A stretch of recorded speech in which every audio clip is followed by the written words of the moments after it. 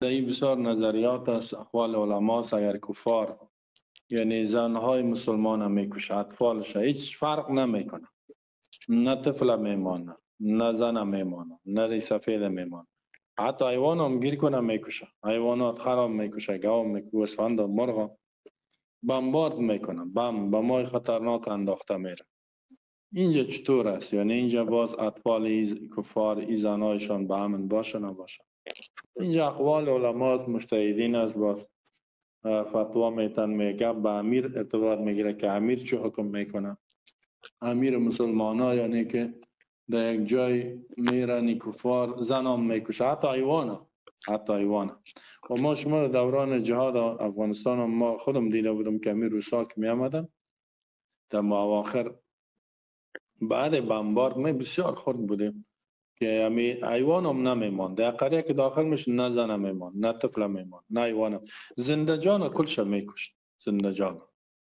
و این کفار بعضش همی کارا را حالی هم میکنن.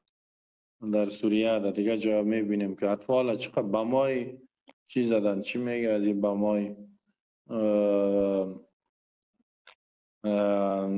چیز از کیمیاوی، بمای کیمیاوی، بمای خطرناکی که اطفال دیدین که نفسک میزد، ویدوهایشان است. به هزاران طفل یک جایگی کشتن، سر خورد و کلان رحم نکرد. اینجا باز موضوع به خود علما مجتهدین میره که امیر چی میگه که آیا اطفال جا کشته شد نشد. باز اونجا امر به او ارتباط میگیره، چون که کفار یعنی ظلم کردن سر زن و مسلمان، سر طفل مسلمان، سر سفید، سر بیگناهش. کسی که در جنگ نیست او را هم کشتن. باز ما چی کنیم؟ دیگه ای با او ارتباط میگیره. دیگه ای موضوعات سیاسی را بسیار تحقیق اینا میخواه. ما شما زیاد رسانه هم که میبینیم بسیارش دروغ هم میگه و دروغ جور میکنه، نفرای دروغ میاره، ساختگی را میاره، من فلانیستم، می تو کدم، می دروغ هم بسیار زیاده. یک تا میزنه دان پوش سیاه میکنه، میگه بیا بگو می تو کدیم.